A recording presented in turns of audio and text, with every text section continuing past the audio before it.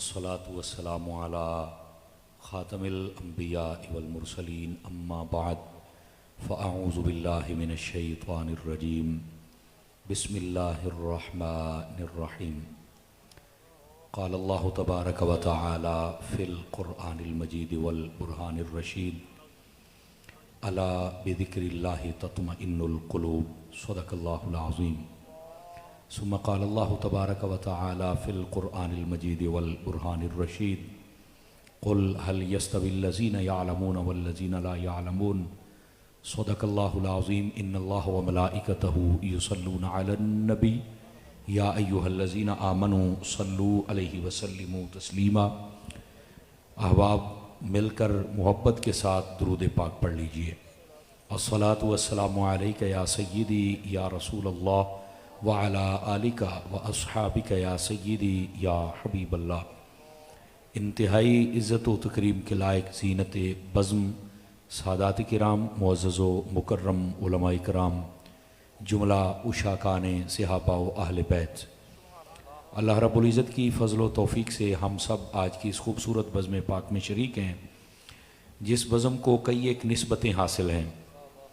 मैं दुआगो हूँ खल्लाक़ आलम आज की इस खूबसूरत बज़्म को कबूलियत का दर्जा अता फ़रमाए और जुमला उमूर हसना जो आज अदा किए गए अल्लाह रब्बुल इज़्ज़त उनको अपनी बारगाह अक़दस व अनवर में कबूल व मंजूर फ़रमाए।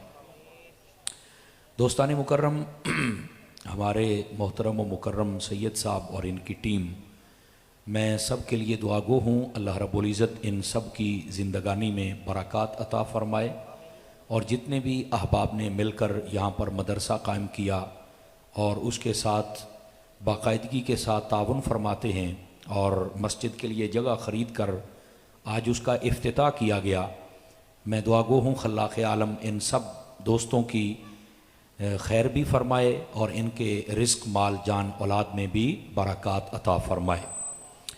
क़बल इसके कि मैं बात शुरू करूं और आप हज़रात समात फ़रमाएँ, जनाब की खिदमतों में गुजारिश है आप तवज्जो रखेंगे ताकि बात करने और सुनने का सुकून भी मिल सके और सुरूर भी मुयस्सर आ सके। हुज़ूर सरवर आलम नूर मुजस्सम रसूल मुकर्रम सल्लल्लाहु अलैहि व आलिहि व अस्हाबिहि व बारक वसल्लम, आपका फ़रमान अक़दस है, मन सल्ला अलैया खमसीन मर्रतन फ़ी कुल्लि यौमिन स्वाफ़हतुहु यौमल क़ियामा। फरमाया जो बंदा हर रोज़ की बुनियाद पर अपनी आदत बनाए कि वो मेरी ज़ात पर 50 मरतबा दुरूद पाक पढ़ेगा, मेरे आका फरमाते हैं क़यामत वाले दिन मैं उसके साथ मुसाफ़हा फरमाऊँगा। इस वास्ते कसरत, मोहब्बत और शौक़ के साथ दुरूद पाक पढ़ा करें। अल्लाह रब्बुल इज़्ज़त हम सब को अमल की तौफ़ीक़ अता फ़रमाए। दोस्तान गिरामी, चूँकि आज मस्जिद का इफ्तिताह भी हुआ है और इब्तदाई तौर पर मैंने आते भी यही काम पहले किया है और मैं चाहता हूँ कि इस हवाले से चंद एक रिवायात व अहादीस आपकी खिदमत में अर्ज़ करूँ, जिसके साथ हमारा शौक़ भी बढ़े और हमने जो काम किया है खैर वाला, इसके अंदर हमारे दिल को भी सुकून मिल सके। जज़ाकल्लाहु खैर, अल्लाह आपको इज़्ज़त बख्शे। गिरामी कदर हज़रात, नबी मुकर्रम शफ़ी मुअज़्ज़म सल्लल्लाहु अलैहि व आलिहि व अस्हाबिहि व बारक वसल्लम, आपका फ़रमाने अक़दस व अनवर है, अल्लाह आपको इज़्ज़त बख्शे, जिसको इमाम बुखारी व मुस्लिम दोनों ने लिखा है। आका करीम अलैहिस्सलाम ने इरशाद फरमाया, मम बना लिल्लाहि मस्जिदन बनल्लाहु लहू बैतन फिल जन्ना। फरमाया जिस बंदे ने अल्लाह की रज़ा के लिए मस्जिद को बनाया, अल्लाह रब्बुल इज़्ज़त उसका घर जन्नत में बना देता है। तो मस्जिद बनाने की बहुत ज़्यादा फजीलत है, बल्कि ये एक हदीस बिल्कुल इसी से मिलती जुलती, नबी पाक अलैहिस्सलाम ने इरशाद फरमाया, मम बना लिल्लाहि मस्जिदन सगीरन काना औ कबीरन।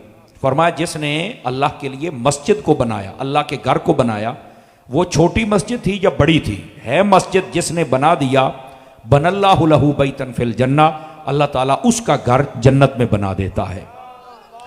फिर तीसरी रिवायत है, नबी पाक सल्लल्लाहु अलैहि व आलिहि वसल्लम आपने इरशाद फरमाया, और ये बड़ी प्यारी हदीस शरीफ है, इब्ने माजा पढ़ें और अबू दाऊद, उसके अंदर भी ये मफ़हूम मौजूद है। रहमत आलम सल्लल्लाहु अलैहि व आलिहि वसल्लम ने इरशाद फरमाया, मम बना लिल्लाहि मस्जिदन, फरमाया जिसने अल्लाह के लिए अल्लाह के घर यानी मस्जिद को बनाया, और वो कितनी थी, ये ज़रा अहबाब से मैं गुजारिश करूँगा स्टेज से लेकर आखिरी बंदे तक ये ज़रा तवज्जो फरमाएं ताकि पता चल सके कि कितनी मस्जिद पर कितनी बड़ी फजीलत है। फरमाया जिसने अल्लाह के लिए अल्लाह के घर यानी मस्जिद को बनाया, और वो थी कितनी, फरमाया का मफहासे क़ितारिन, फरमाया कि वो ये चिड़िया के घोंसले के बराबर थी। ये हदीस शरीफ के लफ्ज़ हैं। फरमाया चिड़िया के घोंसले के बराबर उसने मस्जिद को बना दिया। फरमाया बनल्लाहु लहू बैतन फिल जन्ना, अल्लाह ताला उसका घर भी जन्नत में बना देता है। आप यहां पर हैरान होंगे कि चिड़िया का घोंसला तो बिल्कुल छोटा होता है, तो उसके बराबर कौन सी मस्जिद होती है।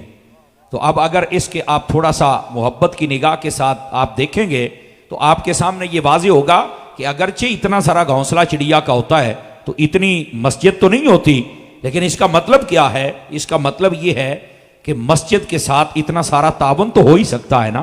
पूरी ईंट नहीं, आपके कराची में यहां ब्लॉक लगते हैं छोटे छोटे, पूरा बुलाक नहीं, अगर आधा से आधा बुलाक थोड़ा सा भी आपने अपनी हलाल कमाई में से मस्जिद बनाने में हिस्सा मिला लिया तो अल्लाह ताला उस पर भी इतना अजर देगा कि आपका घर जन्नत में बना देगा। तो यहां से वो हजरात गौर फरमाएं जिनके पास ज्यादा पैसा नहीं होता और ख्वाहिश रखते हैं कि काश मेरे पास पैसा होता तो मैं भी मस्जिद बनाता, या वो शायद ये सोचते होंगे कि जब तक हमारा 15-20 हज़ार रुपया मस्जिद के लिए न जाए तो शायद हमें सवाब ही नहीं मिल सकेगा। ऐसी बात नहीं है। अल्लाह की बारगाह में कसरत नहीं देखी जाती, ये याद रख लीजिए। अल्लाह की बारगाह में इखलास को देखा जाता है कि ये बंदा मेरी रजा के लिए कितना काम कर रहा है। तो यहां पर इसी बात को समझाया गया।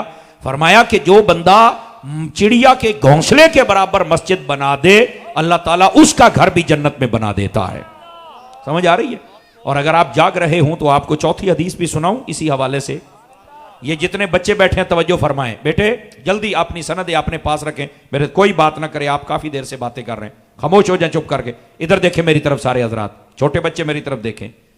नबी पाक सल्लल्लाहु अलैहि वसल्लम आपने इरशाद फरमाया, अहब्बुल बिलाद इलल्लाहि तआला मसाजिदुहा, फरमाया इस कायनात में जो पसंदीदा जगहें हैं अल्लाह की बारगाह में, फरमाया कि वो मसाजिद हैं, जहां पर बैठना, जहां पर जाना, ये अल्लाह को पसंद है। वो जगह अल्लाह को पसंद है जहां पर मस्जिद बन जाए।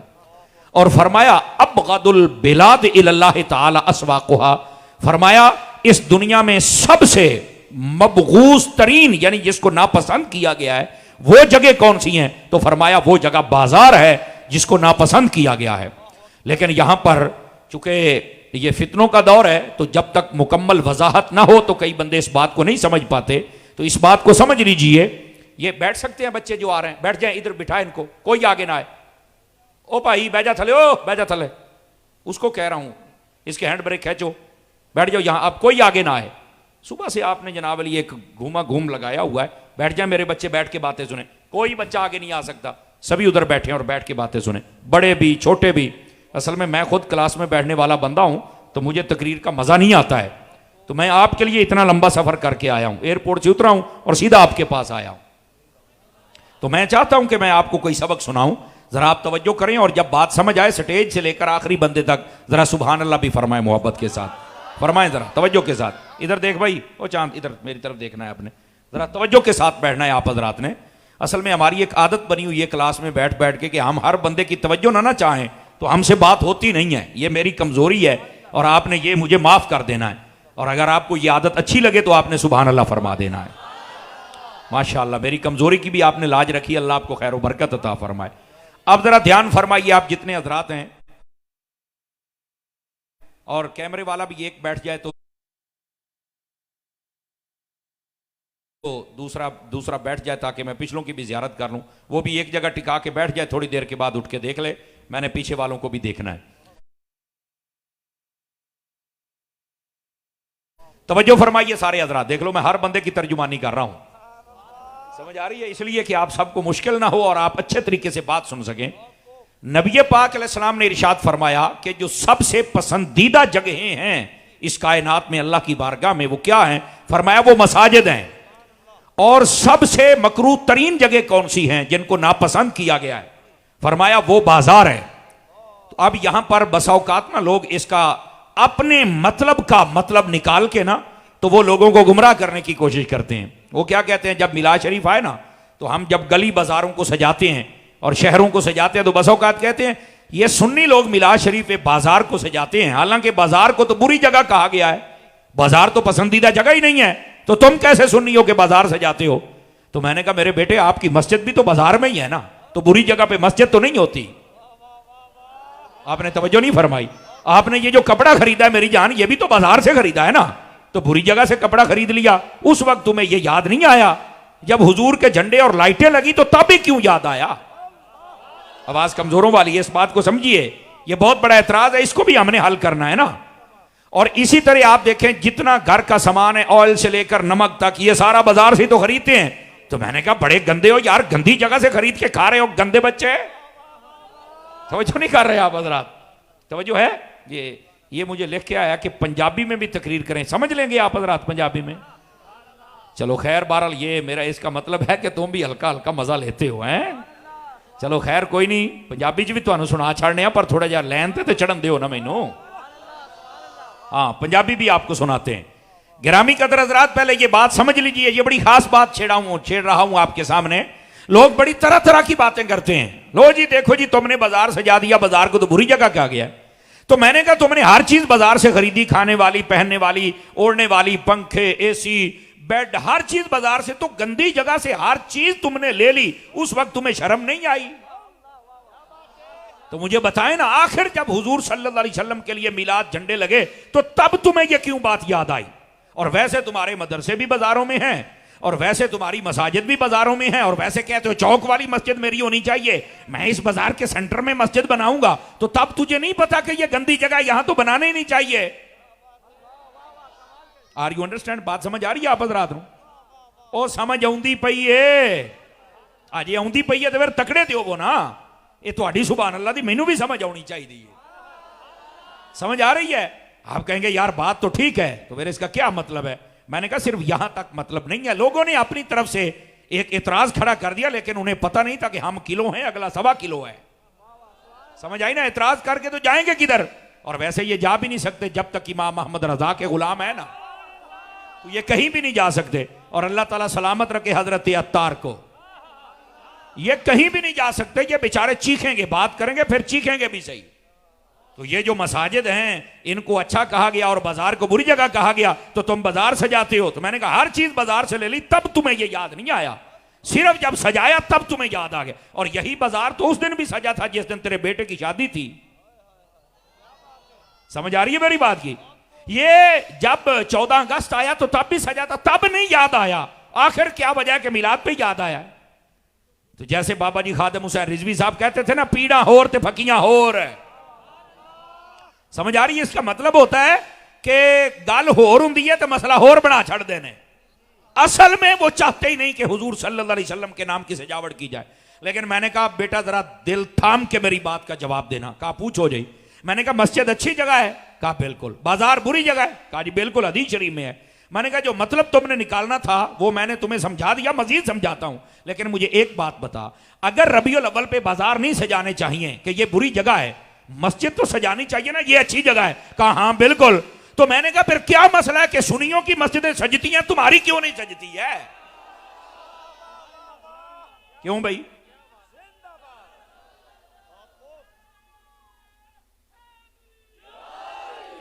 क्यों भाई? को गल समझ आई कि कोई नहीं आई? भाई अगर मस्जिद अच्छी जगह है तो फिर सजाओ ना, क्यों नहीं सजती है? कोई हमें भी पता चले। वहां आके फिर तुम के तुणाके नहीं जी हमारे पास तो कोई दलील नहीं है। मैंने कहा दलील बेलगाम बंदे के पास क्या दलील होती है मुझे बताओ ना यार। जाहिल बंदे को क्या लगे दलील क्या होती है? उसने तो बस बकना है ना, लेकिन उसे ये नहीं पता कि मैं पकड़ा जाऊंगा। तो मैंने कहा अगर मस्जिद अच्छी जगह है तो फिर हमारी मस्जिद अच्छी है, वो तो सज गई, तो तुम्हारी क्यों नहीं सजी है भाई? इसका जवाब भी चाहिए। लेकिन यहां पर मैं इस बात की वजाहत कर दूं, मस्जिद को अच्छी जगह क्यों कहा गया और बाजार को बुरी जगह क्यों कहा गया, मस्जिद वाली जगह को पसंद क्यों किया गया और बाजार वाली जगह को बुरा क्यों कहा गया। उसकी वजह यह है, मस्जिद में जब बंदा जाता है ना, अमूमी तौर पर बंदा वहां जाके अल्लाह का जिक्र करता है, नमाज पढ़ता है, वहां पर कुरान की तिलावत करता है। अल घर, वहां पर नेक ही नेक काम होते हैं। ये याद रखें, सारे बंदे मस्जिद में भी नेकी करने नहीं जाते, ये भी ज़हन में रखिएगा। आप कहेंगे यार ये पंजाब से मौलाना आके क्या कह रहा है, सारे मस्जिद में जो जाते हैं नेकी करने नहीं जाते तो कैसे जाते हैं? तो मैंने कहा जो जूते उठा के ले जाता वो कैसे जाता, बता ना मुझे जरा। आपने तवज्जो नहीं फरमाई मेरे जुमले पर, जरा गौर फरमा रहे हैं आप हज़रात, हमारी तवज्जो नहीं ना रहती। तो भाई जूते उठाने वाला, मस्जिद की टूटियां खोलने वाला, मस्जिद का यूपीएस छुपाने वाला, चुराने वाला, मस्जिद के पंखे उतार के ले जाने वाला, ये कौन होता है? आता तो वो भी मस्जिद में है, पर उसकी नीयत वो नहीं होती मेरे भाई। ओ बैठे हो, जरा गौर दे नाल सुनिया जे ना, आपको मसला भी समझ आ जावे। तो मेरे अजीज, इसलिए मस्जिद में अमूमी तौर पर और अक्सर हजरात ये नेकी करने ही आते हैं, इस वास्ते इस मस्जिद को अच्छी जगह कहा गया। और बंदा बावुजू होके जाता है। अमूमी तौर पे बंदा मस्जिद में बैठा हो ना, तो बंदा अमूमी तौर पर वो अल्लाह के खौफ में आ जाता है, वो डरता है। उसका कोई गुनाह करने को बहुत सख्त दिल हो तो वहां बैठ के गुनाह करता है, वरना अमूमी तौर पे कहता नहीं यार मस्जिद है, मैं जहां जो मर्जी करूं, यहां मैंने कुछ नहीं करना है। अमूमी तौर पर बंदा बच जाए, इसलिए इसको अच्छी जगह कहा गया। वैसे तो इसमें अल्लाह की रहमत भी नाजिल होती है, सकीना भी नाजिल होता है। ये वो जगह है जिसमें अल्लाह रब्बुल इज्जत के खास फजल शामिल होते हैं। तवज्जो है सब हज़रात की, इसलिए इसको अच्छी जगह कहा गया। और बाजार को बुरी जगह क्यों कहा गया? बाजार को इसलिए कि अक्सर ताजिर, मैं ये नहीं कहता चंद ताजिर ना, अक्सर ताजिर ऐसे होते हैं, कई सूद के कामों में मुलव्वस होते हैं, कई मिलावट में मुलव्वस होते हैं, और कई बाजारों में बैठकर अपनी आंखों से औरतों को ही ताड़ते रह जाते हैं, और कई वहां बैठकर मिलावटें करते हैं, दो नंबरी करते हैं, शराबें पीते हैं, सारा दिन गाने सुनते रहते हैं। जैसे मस्जिद में बैठने वाला अक्सर नेकियां कर बैठता है, इसी तरह बाजार में बैठने वाला अक्सर गुनाहों में पड़ जाता है। समझ आ रही है मेरी बात की? इसलिए बाजार वाली जगह को नापसंद किया गया कि वहां ज्यादा फजूल नहीं बैठना चाहिए। वहां जो फजूल जाएगा, या सूद सीखेगा, या मिलावट सीखेगा, या बदनिगाही सीखेगा, या गाने सीखेगा। तो बेहतर नहीं मस्जिद में आ जाए, या कुरान सीखेगा या सजदा सीखेगा। अब बात समझ आई है? ये असल फर्क है, जिसको हम समझेंगे तो तब पता चलेगा। वरना अगर आप देखें तो नबी पाक अलैहिस्सलाम ने क्या ये नहीं फरमाया कि रिज़्क़ हलाल कमाना ऐन इबादत है? ये बाज उलमा कहते हैं कि ये हदीस नहीं है। मैंने कहा चलो ठीक है, ये भी मान लेते हैं। बाज उलमा इसको कहते हैं कि रिवायत है, चलो ये भी ठीक, चलो कौल मान लेते हैं। समझ आ रही है मेरी बात की? ये हमारे बड़े नोटों पर भी लिखा हुआ होता है, रिज़्क़ हलाल कमाना ऐन इबादत है, अच्छी बात है। और वैसे रिवायत में अल-कासिब बियदिही हबीबुल्लाह, ये एक रिवायत के लफ्ज भी हैं। फरमाया अपने हाथों से कमाई करने वाला अल्लाह का दोस्त होता है। आप मुझे बताएं कि रिज़्क़ हलाल कमाना इबादत है, तो आप कहां कमाएंगे? कहां बाजार में दुकान बनाएंगे तो कमाएंगे ना। तो मैंने कहा फिर यह कहना कि बाजार बुरी जगह, क्या मतलब है? वहां पर जो मिलावट से, दो नंबरी से, झूठी कस्में उठा के दो नंबर चीज को एक नंबर बना के बेचे, ये उसके लिए बुरी जगह है। जो हलाल के पैसे से अच्छा काम करे उसके लिए रहमत है। अब बात समझ आई आप सभी हजरात को? हर एंगल, हर पहलू के एतबार से मैंने यह मसला आपकी खिदमत में अर्ज किया। मेरे भाई, अगर ये आपको समझ आ गया तो अब इस बात को समझिए कि मसाजिद अल्लाह की बारगाह में पसंदीदा जगह हैं, और जो बाजार हैं वो नापसंदीदा जगह हैं। चूंकि मसाजिद में अक्सर बंदा नेकियां कर बैठता है, और जब बाजारों में जाता है तो अक्सर बंदा गुनाहों में मुब्तला हो जाता है। और अगर बाजारों में चल के बच जाए तो मदीना मदीना हो जाए। अब बात समझ आई आप सभी हजरात को? तो ये चौथी हदीस भी थी, और चार यारों की निस्बत से आपने कितना प्यारा मसला भी समाअत फरमा लिया। अगर ये भी समझ आ गया और जाग रहे हैं, तो चूंकि हम पंचतन पाक के भी मानने वाले हैं, पांचवी हदीस सुनाऊं आप हजरात को?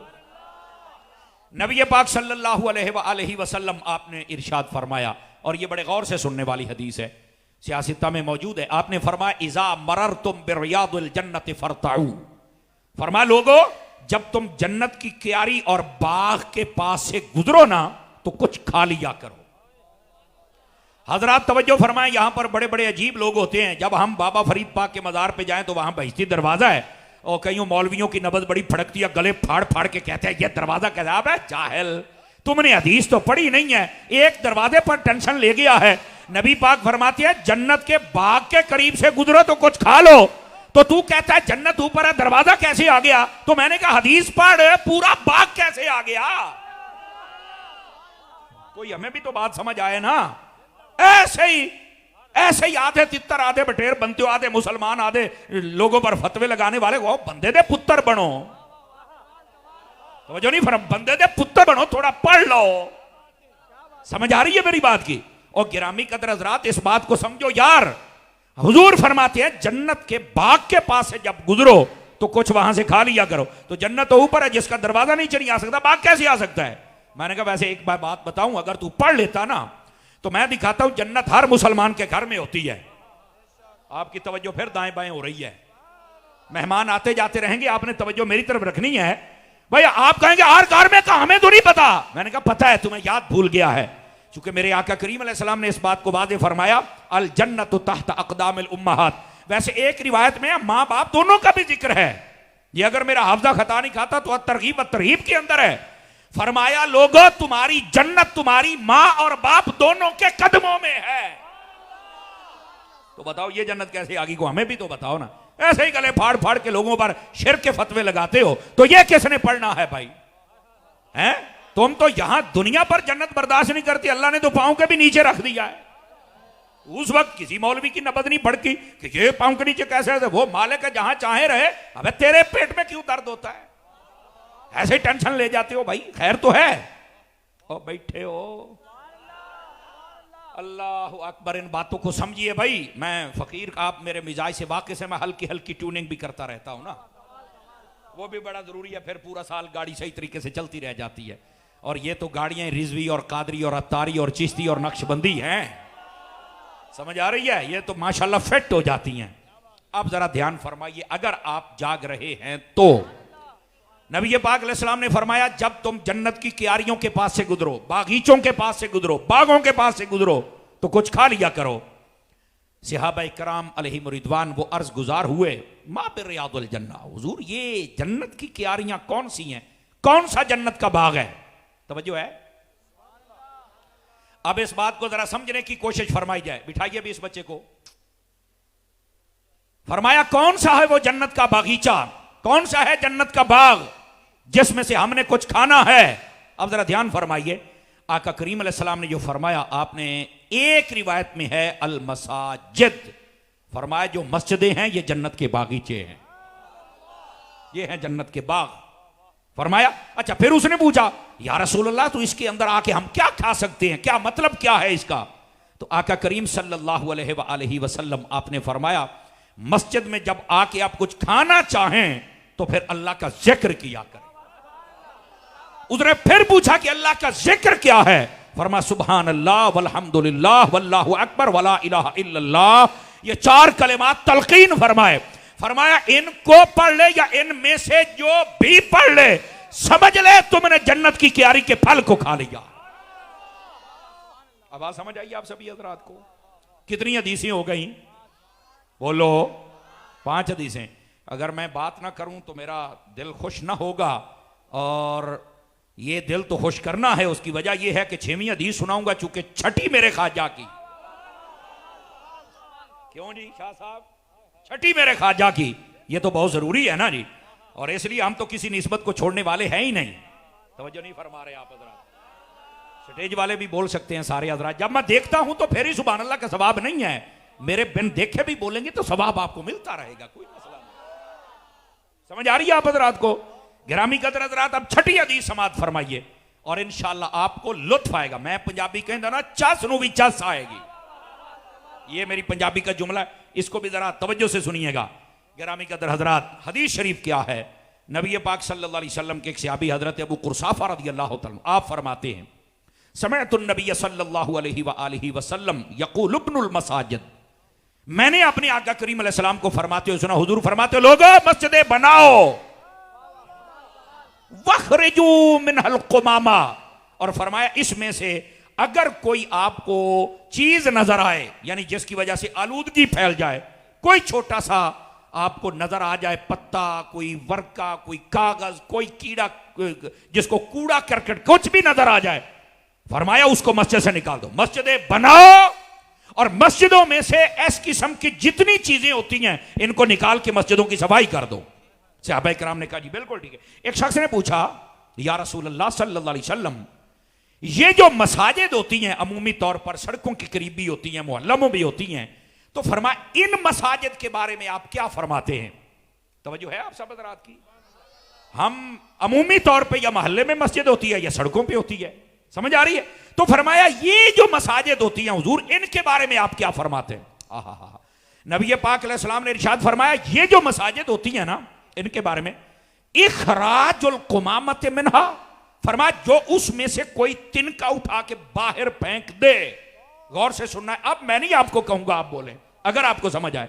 फरमाया जो इसमें से एक तिनका भी हो और उसको निकाल बाहर फेंके और इसको सुथरा कर दे, तो आका करीम अलैहिस्सलाम इरशाद फरमाते हैं ये क्या है? फरमाया मुहूर हूरिल ईन, फरमाया ये जन्नती हूरों का हक महर अदा हो रहा। ये मेरे नबी सल्लल्लाहु अलैहि वसल्लम ने इरशाद फरमाया। क्यों भाई, चासाई के कोई नहीं आई जनाब। आप जितने लोग बैठे हैं मस्जिदों की सफाई, यहां तो खादिम रखते हैं ना, और फिर खादिम पर हम चढ़ाई भी करते हैं। नहीं तवज्जो फरमा रहे, जिसकी कोई नहीं सुनता वो चल के मस्जिद के खादिम या मुअज्जिन या इमाम को सुनाता है। थोड़ा मेहरबानी कर, अगर 2-4 नमाजें पढ़ ली इसके पीछे तो बचा लो थोड़ा सा, खैर है। साड़ी पंजाबी के अंदर थोड़ा जा हौसला कर, को बरेकत पैर रख। तवज्जो है गिरामी कदर हज़रात।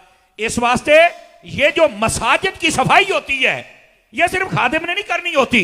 मैं आपको बताऊं, हजरत अत्तार सैयदी व सनदी अमीर अहले सुन्नत दामत बरकातुहुल आलिया, आप फरमाते हैं ये खुद नहीं कभी बताया, आपके साथ जिन्होंने इब्तदा में काफिलों में सफर किया, फरमाते अमीर अहले सुन्नत जिस जगह जाते थे काफिले के अंदर, फरमाया कि जब सारे काफिले वालों को सुला देते थे तो उठ के अमीर अहले सुन्नत उस मस्जिद की सफाई शुरू कर देते थे। क्या वजू खाना तो क्या वाशरूम तो क्या मस्जिद का मीनारा तो क्या हुजरा, फरमा सब की सफाई कर देते थे और करते महज अल्लाह की रजा के लिए थे। और फिर देख लो अल्लाह ने आज हजरत अत्तार को क्या रुतबा अता फरमा दिया है। मैं यहां एक मसला भी अर्ज कर दूं धीरे से, अगर आप सुनना चाहें तो। इमाम मस्जिद भी सफाई कर सकता है और मोहल्ले का जो चेयरमैन एमपी है वो भी कर सकता है। तवज्जो नहीं फरमा रहे आप हजरात, वो भी सफाई कर सकता है। लेकिन इमाम मस्जिद को चाहिए लोगों के सामने सफाई ना करे। ये उलमा ने एहतियात लिखे, क्यों? फरमाया वो तुम्हें नौकर ही समझ लेंगे, जबकि तुम नौकर नहीं हो, ये सारा मोहल्ला नौकर है, आप सरदार हैं। कई बंदे चुप हो गए कि ऐ तो मौलवियां दी साइड लई जाता है। नहीं तवज्जो फरमा रही, हुण हक मसला भी ना दसा। ओ बैठे हो तो तकड़े दे वो ना सरकार है। गिरामी कदर हज़रात, इस वास्ते इमाम साहब को चाहिए लोगों के सामने सफाई ना करे, ठीक है। हाँ, अपने शागिर्दों को जब कुरान पढ़ाए और उसके बाद उनको नमाज सिखलाए, उनके बाद उनको उनके सामने जरूर सफाई करें। उनका बेटा देखो मैं कर रहा हूं तो तुम भी करो, ताकि उनमें शौक पैदा हो जाए। मोहल्ले का हर बंदा इतना दिमाग तो नहीं ना रखता कि मौलवी साहब सफाई क्यों कर रहे हैं। अब बात समझ आ रही है आप हज़रात को?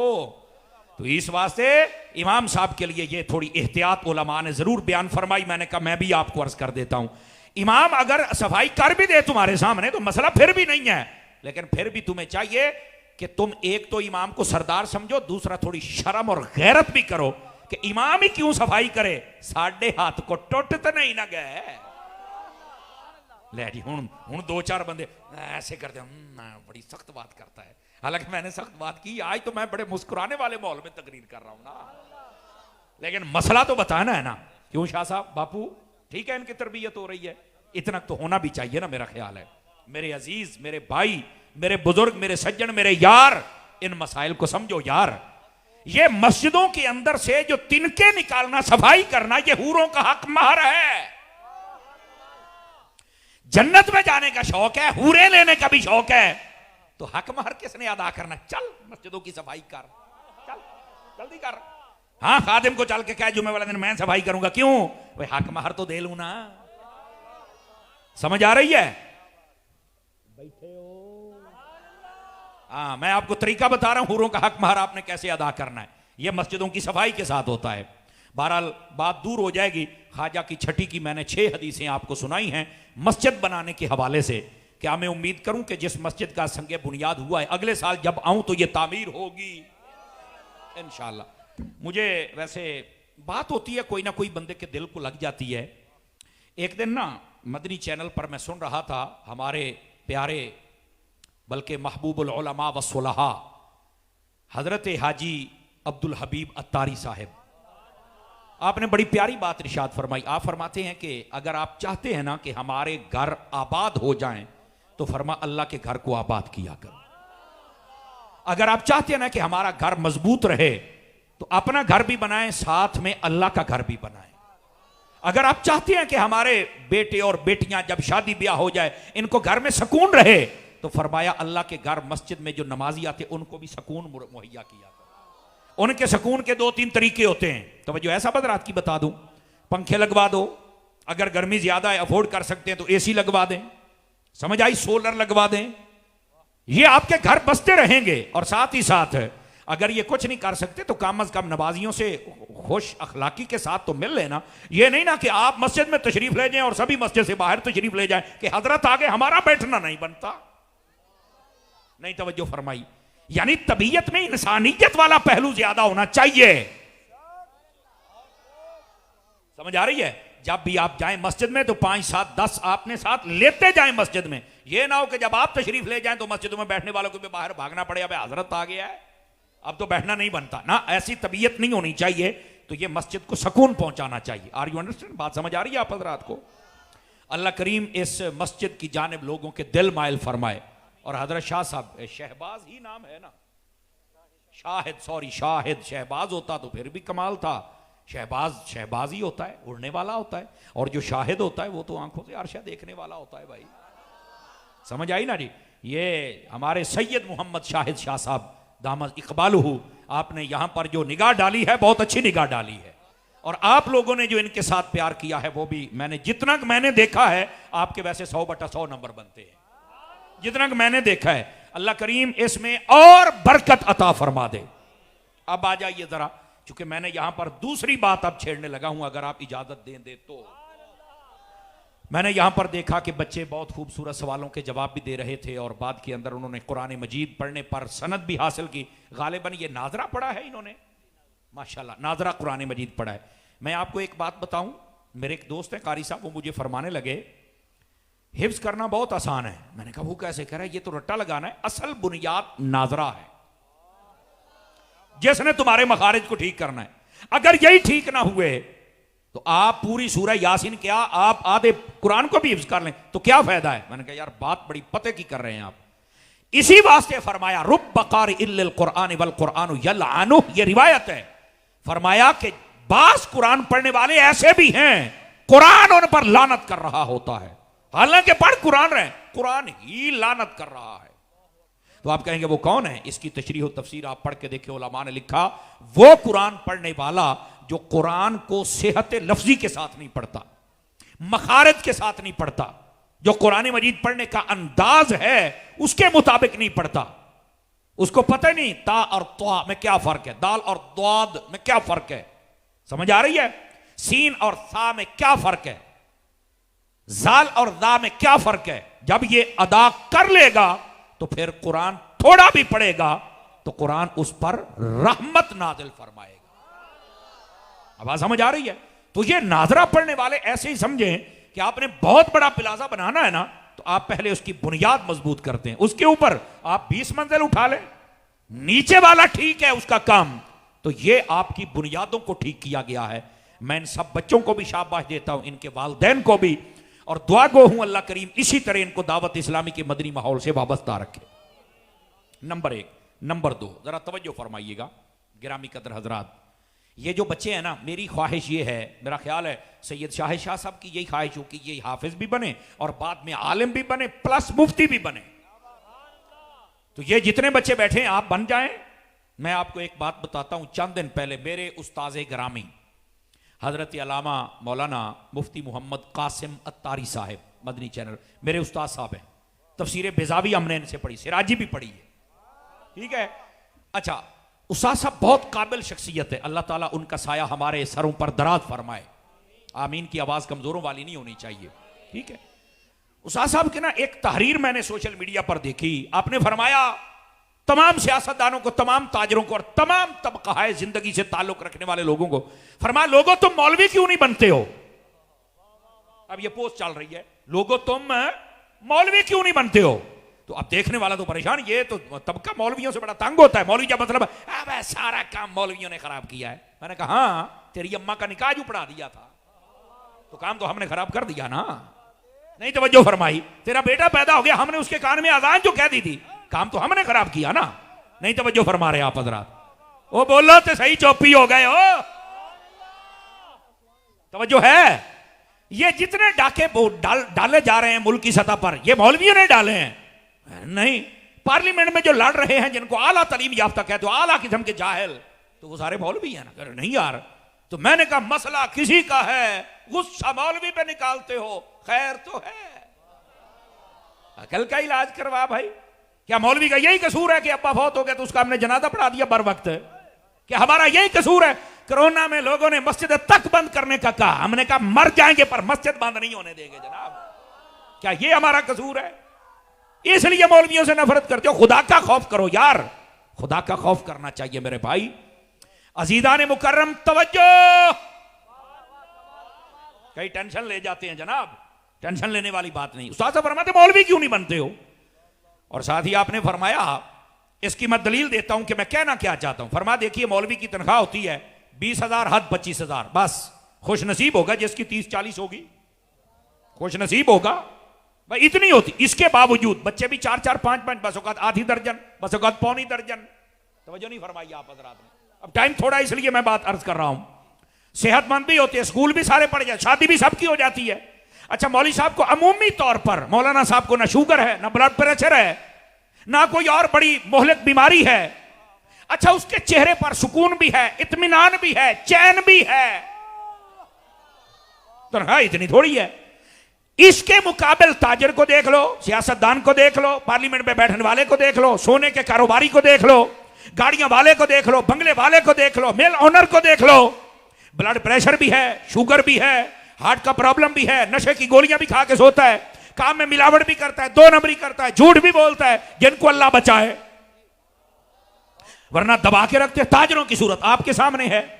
इसके बावजूद कि बड़ा ओहदा है सरकारी नौकरी पर, 2-2 लाख रुपया तनख्वाह है, फिर मरते हैं, रोते हैं, एहतजाज करते हैं, मौलवी नहीं करते। उस्ताद साहब कहते तो मौलवी क्यों नहीं बनते हो? फरमाया जब मौलवी बनोगे फायदा पता क्या होगा? तुम एहतजाज नहीं करोगे, लड़ोगे नहीं, झगड़ोगे नहीं। वजह क्या है कि 15-20 हजार में कैसे गुजारा? उस्ताद साहब फरमाने लगे मौलवी की तनख्वाह में ना रिश्वत है, ना मिलावट है, ना 2 नंबरी है, ना हराम का पैसा है, ना सूद है। ये खालिस दीन के नाम पर मिलने वाली तनख्वाह है, उसमें बरकत होती है। तुम्हारी तनख्वाह किसी की सूद की है, किसी की मिलावट में है, किसी की 2 नंबरी में है, किसी की रिश्वत में है, किसी ने गरीबों का खून चूसा हुआ है। वो 5 लाख तक भी हो जाए तो बरकत उठ जाती है। इसलिए तुम मौलवी बन जाओ, थोड़ा भी होगा तो अल्लाह बरकत अता फरमा देगा।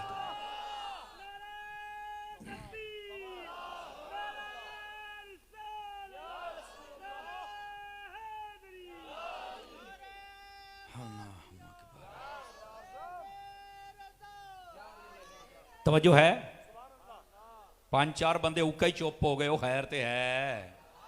आप कहेंगे यार बड़ा मौलाना ने तबसरा किया भी मौलवी बनो, बात भी ठीक है यार, मौलवी बनोगे ना ये रिश्वत लेंगे, ना ये मिलावट करेंगे, ना ये सूद खाएंगे, ना ये बदकारियां करेंगे, ना ये बेहयाइयां होंगी, तो ना ये मसले होंगे, और कौम में करप्शन भी खत्म हो जाएगी, थोड़े पर गुजारा भी हो जाएगा, चेहरे पर इत्मीनान भी आ जाएगा, रोना पीटना भी खत्म हो जाएगा, ये जितने एहतजाज है ये भी बंद हो जाएंगे। तो फिर हमारा हक तो बनता है ना। मेरे उस्ताद ने सही कहा कि फिर तो मौलवी क्यों नहीं बनते हो भाई? है सारा कसूर मौलवियों पे निकालते हैं, मौलवी हैं यार, ये तो 1400 साल पीछे लेके जाना चाहते हैं। तो मैंने कहा तू भी स्पीड कम कर दे, इतना आगे ना जा, आगे समंदर है। हाँ, कहते नहीं हम ना मगरिब के तर्ज पर तरक्की करना चाहते हैं। तो मैंने कहा भाई जाहिल, आपको पता है मगरिब का वक्त जब होता है तो होता क्या है? कहता सूरज डूब जाता है।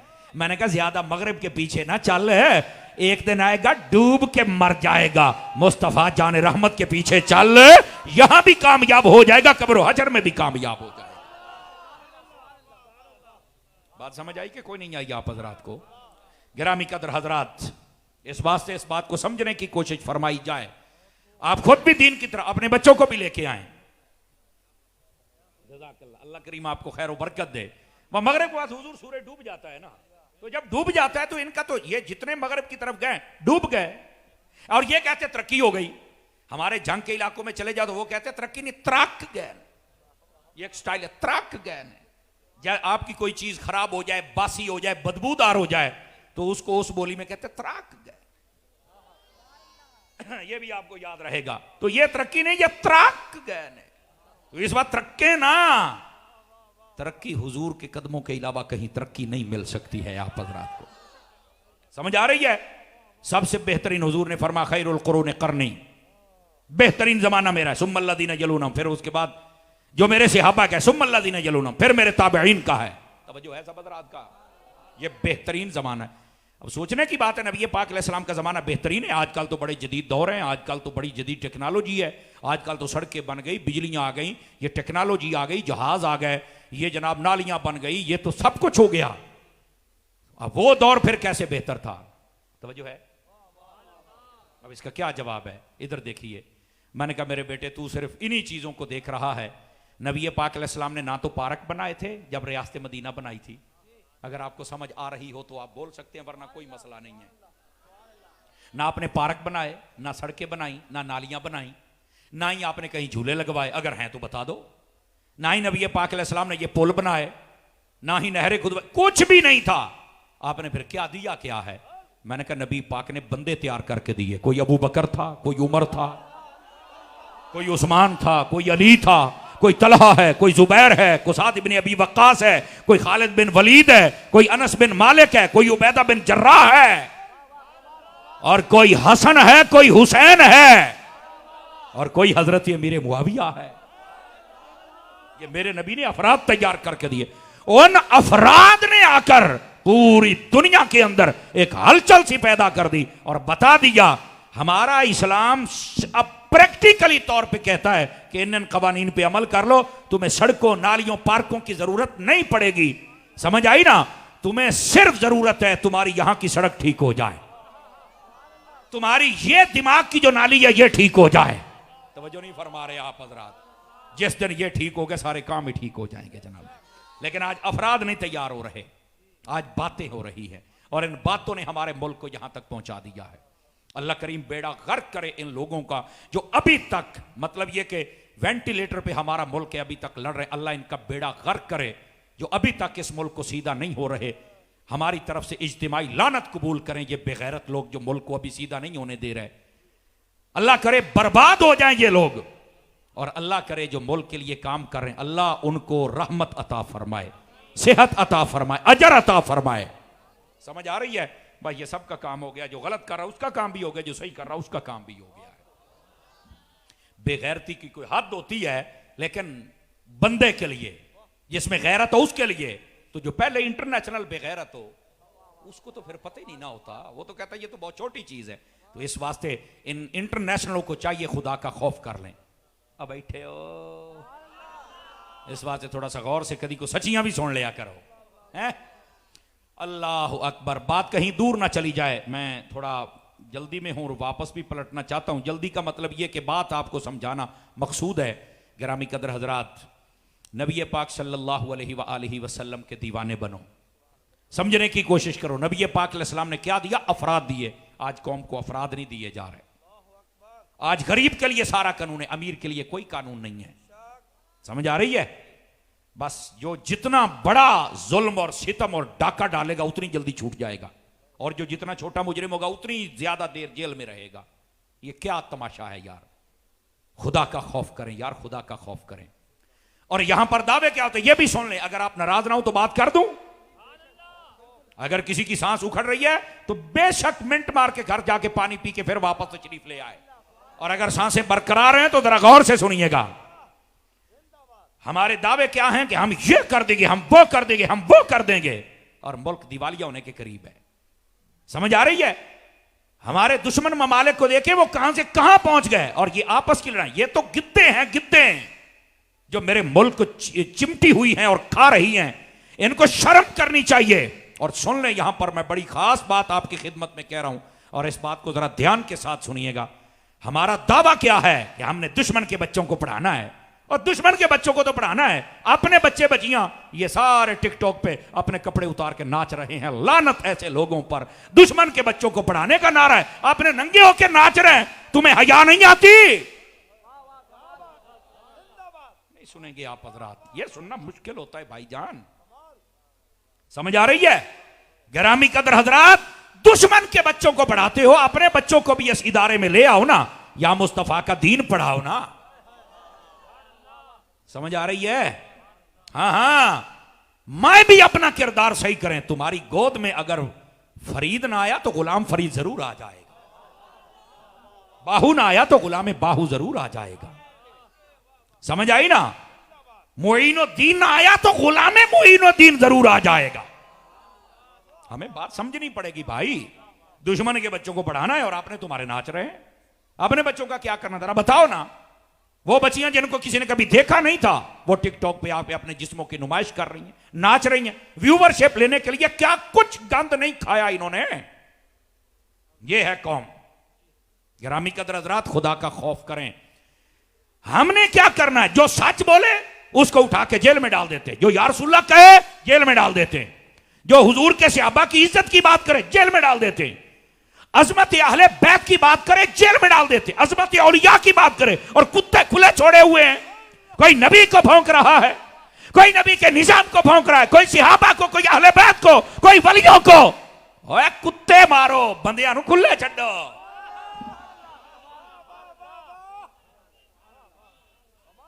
तवज्जो है कि कोई नहीं आप सभी हजरात की? इस बात को जरा गौर से सुने और सुभान अल्लाह फरमाए प्यार के साथ। जरा डायरेक्शन अपनी सीधी करें मेरे भाई। गिरामी कदर हजरात, आइए जरा, आपकी जान छोड़ दे चुके। ऐसी बातें सुन के कई बंदे परेशान हो जाते हैं, लेकिन क्या करें, ये हमारा मनसबी फर्ज है और ये हमें पूरा करना पड़ता है। हमने सिर्फ आपकी सुभान अल्लाह और वाह वाह नहीं देखनी, हमने कहीं चल के जवाब भी देना होता है। समझ आ रही है ना? और वो बारगाह आपको पता है, वो रब की बारगाह है, वहां जाना है। आप दुआ करें ये जुमले कबूल हो जाएं। समझ आ रही है? और दुआ करें जो सुने उसको अमल की भी तौफीक मिल जाए, वो भी अपने आप को सीधा कर लेना। ठीक है? अब जरा वापस पलटिए। गिरामी कदर हजरात, होना यह चाहिए कि हमारे बच्चे सबसे पहले दीन सीखें। समझ आ रही है? कोई नहीं आ रही है आप हजरात को? और आप जितने बैठे हैं इधर देखिए मेरी तरफ, ताकि मैं आपको एक बात सुनाऊं। यहां दरस निज़ामी पढ़ने पढ़ाने वाले उलमा बैठे होंगे। अगर मेरा हाफजा खता नहीं खाता तो दीवाने मुतनब्बी एक किताब है, ये अरबी अदब की किताब है, अशार की सूरत में, और इसको पढ़ाया जाता है। और तलबा बसा औक़ात इससे बड़ा भागते हैं, क्योंकि इसका तर्जमा, तशरीह, फिर इसके अंदर जो फसाहत व बलागत उनकी है उसको बयान किया जाता है कि अरब इतने फसीह व बलीग होते थे। कभी वो जनाब चांद से किसी को तशबीह देते हैं, तो कभी सूरज से, तो कभी अंडे से, तो कभी कबूतर से। वो अपने फिर उससे ज़हन खुलता है बंदे का, बंदे को पता चलता है अरबी में कितनी फसाहत व बलागत है। तवज्जो है भी सब हज़रात की? अब इसके अंदर एक शेर है, अगर आप तवज्जो करें तो सुना दूं आप हजरात। बैठिए भाई, अजीज बैठिए, नीचे बैठिए। उसके अंदर एक शेर है जिसका ये मफहूम है। वो कहते हैं कि इस दुनिया में सबसे बेहतरीन जगह वो घोड़े पे ऊपर रखी हुई जो जीन है ना, वो बेहतरीन जगह है। अगर कोई बैठना चाहे तो वहां बैठे। ये दीवाने मुतनब्बी का एक शेर है, उसका मैं मफहूम सुना रहा हूं आपको। बस आ गया तो मैंने कहा चलो आपको भी अर्ज कर देता हूं। और दूसरी बात, उसने कहा कि इस दुनिया में अगर कोई बेहतरीन दोस्त है ना तो वो किताब है। ये दो बातें वो लिखता है शायर। अब इसकी गहराई कितनी है ये जब उस्ताद पढ़ाते हैं तो आप इनसे पूछे, लेकिन मैं थोड़ा इशारा दे देता हूं।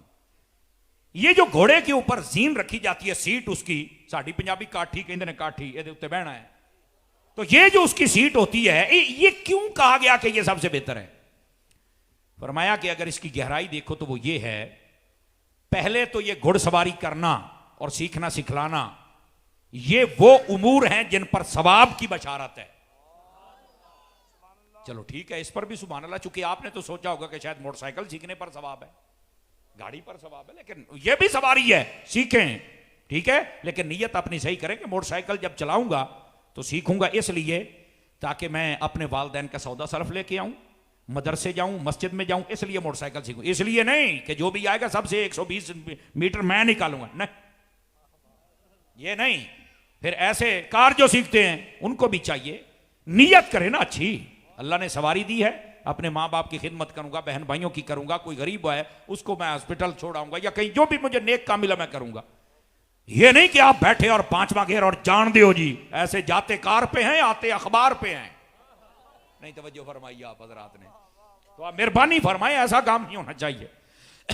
और बिलखुसूस जब ईद के दिन आते हैं, 14 अगस्त के दिन आते हैं, तो उस दिन आपको पता है ये हमारे नौजवान सलंसर मोटरसाइकिल का निकाल लेते हैं और जान दो फिर जनाब हैं वन व्हीलिंग हो रही होती है। क्या बात है जनाब, क्या खूबसूरत तुमने जनाब अपना रवैया बनाया। नौजवानों छोड़ दो इन बातों को, जितनी मेहनत उधर करते हो ना। वन व्हीलिंग कहता है एक टांग पे मोटरसाइकिल चलाता हूं।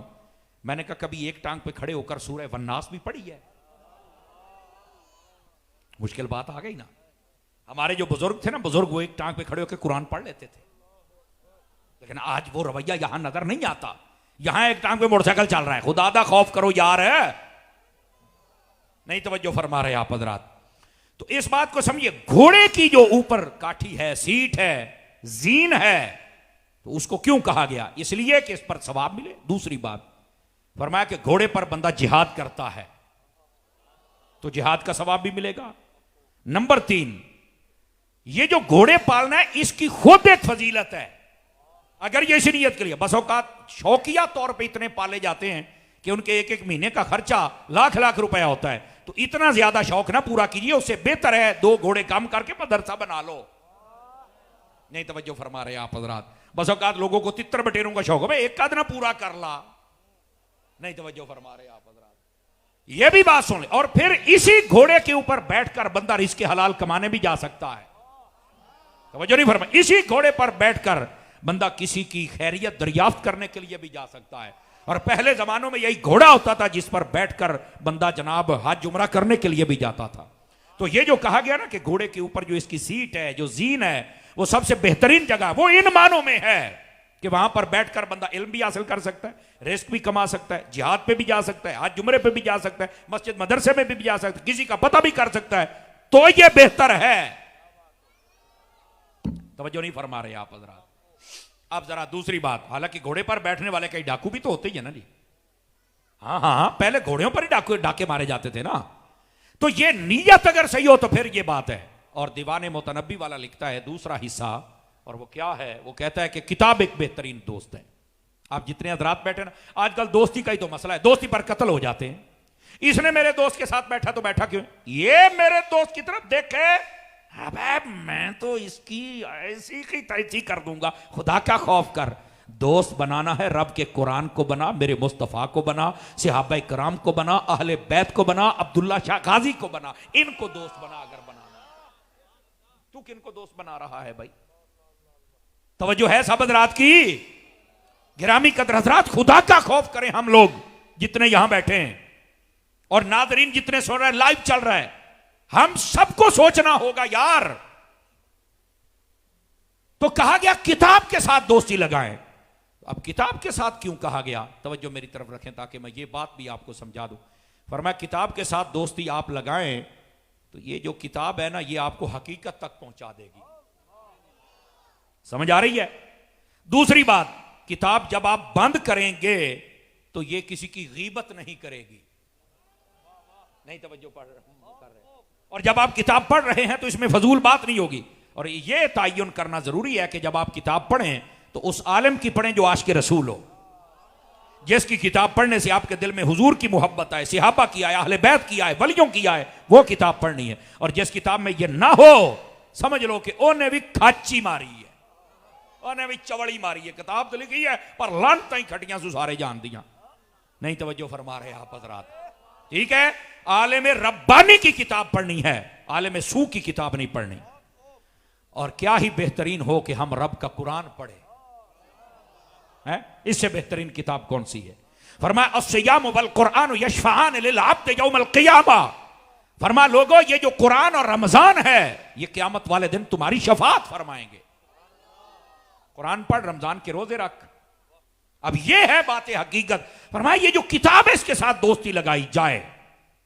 और किताब जैसा दोस्त, फरमाया कि ये बंदे को बेसकून नहीं होने देता, और तन्हाई में भी बैठा होना तो किताब गुनाह नहीं करने देती। नहीं तवज्जो फरमा रहे आप हजरात। समझ आ रही? आपके हाथ में मोबाइल है, अगरचे आपने 5 लाख रुपया भरा, आईफोन है जी आईफोन, मैं कह जी आई है गई भी है, दई है गई भी। मोबाइल फोन का नाम है आई, और जो बंदे की तहारत पाकीज़गी और तकवा वो गई। इस बात से थोड़ा सा बचो। जैसे कई लोग मरी सैर करने के लिए जाते हैं, तो मैं कह रहा जो पहले ही मरी है, मरी, आप स्टाइल नहीं समझे मेरा ख्याल है। क्यों शाह साहब, जो जड़ी पहलो ही मरी पई है उथे की करन जाना जे? जाना है तो मदीने जा, मरे हुए दिल लेके भी जाओ तो वहां पर जिला मिल जाती है मेरे भाई।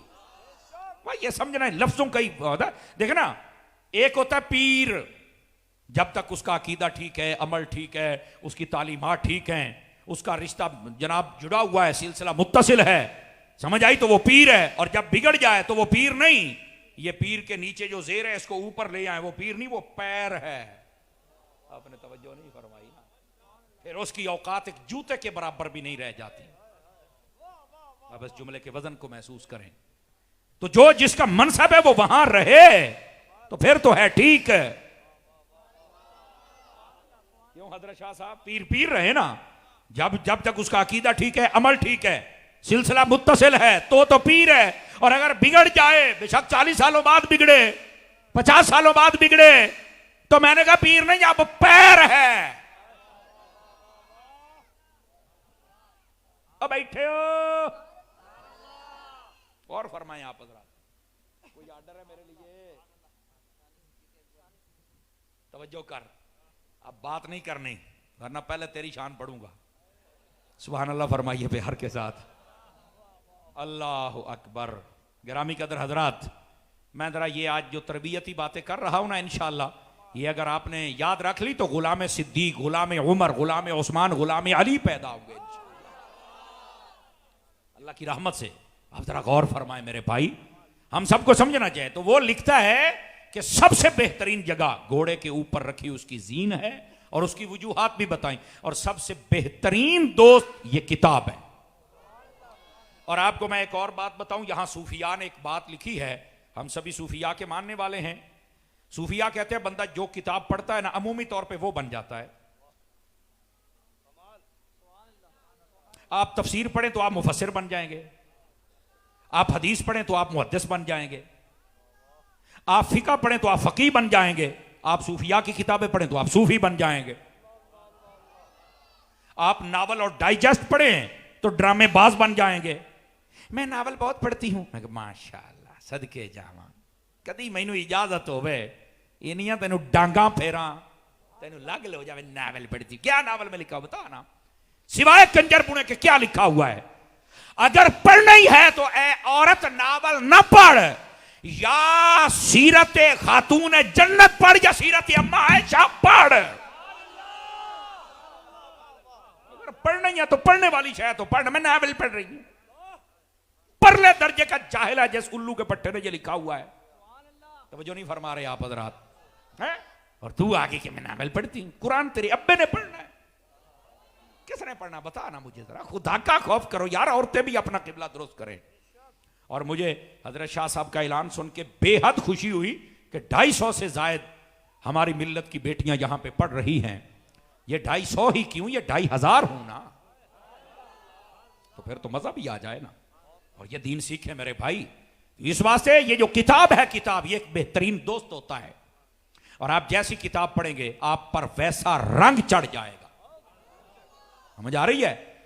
नात खानी वाली पढ़ेंगे तो आप नात खान बन जाए, नकीबों वाली पढ़ेंगे आप नकीब बन जाएंगे। तो नकीब तो ना ही बने अल्लाह का ना, आप कहेंगे वो ये की, मैंने कहा लोगों के नारे लगाने हैं तो बेहतर नहीं तू सरकार के नारे खुद ही लगा ले। नहीं तवज्जो फरमा रहे, बहुत सारे हमारे नकीब अच्छे भी हैं, अल्लाह इनको खैर बरकत, कोई बेटा गुस्सा ही ना कर जावे ना, बहुत सारे नवीर कंपेयर अच्छे भी होते हैं, लेकिन अक्सर तो फिर आहो मैं हूं नहीं गल करता, छो पर क्या करें, तो थोड़ा मेहरबानी फरमाया करें, ठीक है। पढ़े लिखे अशार पढ़ें, सुलझे हुए पढ़ें, और उतना वक्त लें जितना आपका बनता है। ऐसे ही खुदी फकीर और मुहद्दिस और मुफक्किर और पता नहीं क्या क्या, ओ मैं आ जाए जो, ओ मैं क्या वेखी को नवी खाचना मार देनी, मैं जा करने लगा तो मैं जा करने लगा, ओ दूसरे दिन तौबा करनी पड़ती है, तो फायदा तुझे बेहतर है सीधी सादी बात पढ़ो, अल्लाह के बंदो बैठे हो। तो इस बात से हम सबको समझना पड़ेगा भाई। तो आप जैसी किताब पढ़ेंगे वैसा आप पे रंग चढ़ जाएगा। तवज्जो है। आप देखें जिन बंदों का रोजाना शौक होता है ना कि मैंने अखबार पढ़नी है, उनकी तबीयत में सिवाय तनकीद के कुछ नहीं होता, उनके ऊपर रंग ही बू चढ़ जाता है। और अखबार पढ़ता है जिसमें एक दो दिन की खबरें, वो भी पैसे देकर लगी, बाकी झूठी। कुरान कहता है मुझे पढ़, इब्तदाए खल्क से इंतहाए खल्क तक सारी खबरें मेरे पास है और सारी सच्ची हैं। कभी कुरान पढ़, कुरान का तर्जमा पढ़, फिर तुझे अब तो तर्जमा आसान हो गया भाई। आप तफसीर सिरातुल जिनान पढ़ें, उसके अंदर तो कमाल कर दिया उस्ताद गिरामी ने। गिरामी कदर हजरात आप मेहरबानी करें, और हजरत अमीर आले सुन्नत को अल्लाह दराजी उम्र बिल खैर अता फरमाए, आपने अपने मुरीदों से फरमाया हुआ कि हफ्तावार आपने रिसाला पढ़ना है। क्यों भाई, है कि नहीं है? ये सिर्फ ये नहीं कि एक मदनी काम में तबा टेक मारी करना है, पढ़िया भी करो। समझ आ रही है? बिल्कुल मुख्तसर उसके सफात होते हैं, वो पढ़ो, इल्म बढ़ेगा, मौजू के बारे में पता चलेगा। और उसके बाद महाना एक रिसाला निकलता है जिसको महनामा फैजान मदीना कहा गया है, वो भी लें, उसको भी पढ़ें, बल्कि बुक भी करवाएं। मेरी भी नियत है, मैं आया हूं, मैं भी बुक करवा के जाऊंगा, मेरी नियत है इंशाअल्लाह। वैसे मुझे मिल जाता है, लेकिन मैं चाहता हूं कि मेरे नाम पर मेरे घर आए, इंशाअल्लाह वो भी लगवा के जाऊंगा। पहुंचता मेरे पास है, मैं पढ़ता भी हूं अल्लाह के फजल से। गिरामी कदर हज़रात, इसी तरह दावत इस्लामी की कोई भी किताब आप उठा लें, मदीना मदीना ते मक्का मक्का, इंशाअल्लाह खैर ही हो जाएगी। बात दूर न चली जाए, जरा वापस पलटिए। गिरामी कदर हज़रात, आज का ये जो प्रोग्राम है, इसमें से अगर हमने कोई सीखा ना, मेरा ख्याल है यहां आने का कोई फायदा नहीं है। हमारी फिक्री तरबियत होनी चाहिए कि हमने क्या करना है, अपने बच्चों को दीन की तरफ लेके आइए। और ये हजरत शाह साहब फरमा रहे थे कि हजरत सिद्दीक़ अकबर की को शान भी बयान फरमा दें। हजरत सिद्दीक़ अकबर की मैं क्या शान बयान करूं। आपने जब कलमा पढ़ा ना, सबसे पहले कलमा भी पढ़ा और सबसे पहले लोगों के सामने जाहिर भी फरमा दिया, बता दिया कि मैंने, लोग छुपाते थे, आपने बता दिया। हजरत उस्मान गनी जैसा बंदा, उसने कलमा पढ़ा है हजरत अबू बकर सिद्दीक के कहने पर।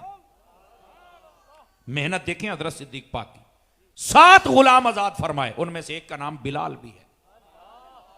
आपने एक औरत को आजाद करवाया, उसका नाम जुन्नैरा था।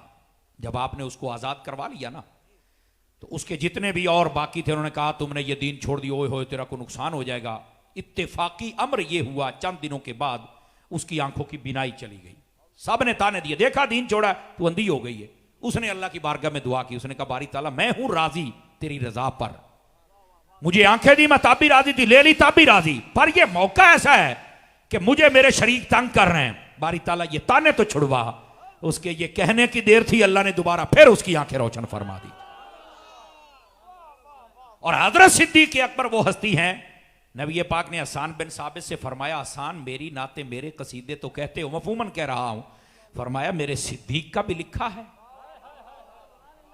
आज हमारे नकीबों के लिए भी दर्स है ना, अल्लाह की हम पढ़ें, नबी पाक अलैहिस्सलाम की नात पढ़ें, और फिर हजरत सिद्दीक़ अकबर की शान पढ़ें, फिर फारूक आजम की, फिर उस्मान गनी की, फिर मौला अली की, फिर बाकी सहाबा किराम और अहले बैत अतार सब की शान पढ़ें। और यहां तो पहले शेड्यूल देते, मैं हम पढ़ूंगा, मैं उसके बाद नात पढ़ूंगा, उसके बाद मैं एक कसीदा पढ़ूंगा और चला जाऊंगा। तो भाई बाकियों का जिक्र किसने करना है? सुन्नी है कि सुन्नी बढ़। मेरे नबी ने अगर कहा है ना कि किसी की शान लिखो, तो उसका नाम अबू बकर है कि इसकी शान लिखो, इसकी शान लिखो भी सही और पढ़ो भी सही। और उन्होंने फिर गार वाले सारे वाक्य को लिखा और पढ़ के सुनाया। नबी पाक सुन भी रहे थे, मुस्कुरा भी रहे थे, और फरमाते थे अबू बकर ऐसा ही है, अबू बकर ऐसा ही। समझ आ रही है? तो हमारे लिखारी, उनको भी लिखना चाहिए से हमारे जो संजीदा फिक्र उलमा लिखारी हैं ना, यकीन करें वो हजरत सिद्दीक़ अकबर की शान, फारूक आजम की, चूंकि दिल में मैल नहीं ना होता, आलिम होते हैं ना, सारी बात समझते हैं। जैसा कि आप कलाम पढ़ लें हजरत अमीर आले सुन्नत का मदीना मदीना, हुजूर ताजु शरिया का मदीना मदीना, हुजूर जमीले रज़वी का मदीना मदीना, आप बड़े बड़े उलमा को पढ़ के देख लें, चस आ जाती है। ठीक है? और इसी तरह अमीर आले सुन्नत के एक मुरीद हैं आपके शहर कराची के, हमारे बहुत प्यारे दोस्त हैं, अल्लामा निसार अली उजागर साहब, बहुत प्यारा कलाम लिखते हैं वो भी। ठीक है? हमारे हाजी साहब किबला, अल्लाह बरकत अता फरमाए, मेरी मुराद हाजी मोहम्मद उवैस कादरी साहब, हाजी उवैस साहब नाथ खान, इंटरनेशनल नाथ खान है और आलम किस्म का नाथ खान है, समझ आई। ये भी कलाम अपने लिखते भी हैं और बड़े म्यारी म्यारी कलाम लिखते हैं। तो ऐसे लोगों के म्यारी कलाम पढ़े जाएं, बाजारी नहीं म्यारी। बस मैंने बात बता दी है, गुफ्तगू को समेटने की तरफ आ रहा हूं। ताइदार सदाकत रदी अल्लाह अन्हु, आपका जब आखिरी वक्त आया ना तो आपने फरमाया मुझे जब कफन देना है ना तो मुझे नए कपड़ों में कफन नहीं देना है। फरमाया पुराने कपड़ों में। पूछा वजह क्या है? फरमाया नया कपड़ा पहनने का हकदार जिंदा बंदा ज्यादा होता है। उस वक्त नए कपड़ों की वैसे भी कसरत नहीं थी, तो फरमाया कि बस पुराने कपड़े में दे दे। इसका वैसे एक ये भी रुख है अगर हमें समझ आ जाए तो। फरमाया अगर तुमने पुराना भी पहना दिया ना कोई बात नहीं है, मेरे मालिक जब राजी हैं तो वो कब्र में जाते ही मुझे अच्छा लिबास भी अता फरमा देंगे। इसमें कोई दूसरी राय नहीं है। समझ आ रही है मेरी बात की? तो वैसे बड़े बड़े डाकू होते हैं जिनको कफन दिया जाता है तो सफेद लट्ठे का खुशबू लगाई जाती, फूल होते हैं, ये नहीं पता जाते ही अंदर सांप बन जाएंगे। समझ आ रही मेरी बात की? ये मस्जिद फैजान जिलानी व मदरसा फैज अत्तार जिलानी, माशाअल्लाह, मस्जिद भी जिलानी, मदरसा भी जिलानी, बनाने वाला भी जिलानी, माशाअल्लाह माशाअल्लाह। अल्लाह करीम आपको खैर बरकत अता फरमाए। ये सवाल एक और भी है कि दावत इस्लामी सियासत क्यों नहीं करती? असल में हमने ये मैदान खुला छोड़ा हुआ है, जिन्होंने करना है वो बिल्कुल सियासत करे, हमारी दुआएं उनके साथ हैं। बिल्कुल हम कांटे नहीं अटकाते और ना अटकाने चाहिए। हमारे उलमा ने बड़ी बड़ी मेहनतें की हुई हैं, लेकिन सारे मैदानों में अगर दावत इस्लामी नहीं आना है तो आप सिर्फ बिरयानी खा के चले जाएंगे तो आपने क्या करना है? कुछ आप भी कर लेना हजरत। ये गैर सियासी होके काम कर रहे हैं तो बाकियों को सियासी होके जो कर रहे हैं उनको भी करने दो। ये ऐसी छोटी छोटी बातें करके ना बस औका टकराव की सूरत पैदा की जाती है। बिल्कुल ऐसे शैतान लोगों से आपने बचना है। कोई मैदान हमने खुला नहीं छोड़ना, ना तकरीर वाला, ना तहरीर वाला, ना मैदान अमल वाला। हर जगह पे हमारे बंदे होने चाहिए। देखिए फौज की कई किस्में होती हैं, पुलिस है तो वो भी एक इदारा है, रेंजर है तो एक इदारा है, आर्मी है तो एक इदारा है। तो अब इनका आपस में टकराव तो नहीं, इनकी ड्यूटी अपनी अपनी है। उन्होंने अपनी जगह करनी, इन्होंने अपनी जगह, उन्होंने अपनी जगह। इसी तरह दावत इस्लामी अपनी जगह पे है, तहरीक लब्बैक अपनी जगह पे है, हमारे मुस्तफाई ग्रुप अपनी जगह पे है, पीर अजमल कादरी अपनी जगह पे है। अब तवज्जो नहीं फरमा रही। ये सारे लोग अपनी अपनी जगह पे काम कर रहे हैं और इन सबको करना चाहिए। कभी अच्छा जिस बंदे में जो शौक है ना बाबा वो करे, मेहरबानी करे। दूसरे से नहीं पूछना कि तुम क्यों नहीं कर रहे हो। आप देखो ना एक मकान बन रहा है, एक बंदा सिर्फ दीवारें बनाता है और प्लस्तर करता है, उसने कभी नहीं कहा कि लाइटें लगाने वाला यहां क्यों नहीं आया। भाई उसका काम ही नहीं, जो तेरा है वो कर। और जो लाइटें लगाता है उसने कभी नहीं कहा कि यहां रंग रोगने वाला क्यों नहीं आया, पेट वाले को कहो मेरे साथ हेल्प करे। अबे उसका काम ही नहीं है। पेट वाले ने कभी नहीं कहा कि वो मिस्त्री क्यों नहीं आया, अबे उसका काम ही नहीं है। अल्लाह के बंदे जिसका काम है वो करके चले गए और अपने मालिक से उजरत ले ली। जिसका जो काम है वो करे, उजरत मालिक से ले ले, टकराव ना पैदा करें। इसी तरह कोई अहले सुन्नत के अंदर बिल्डिंग बनाने वाले हैं, कोई रंग करने वाले हैं, कोई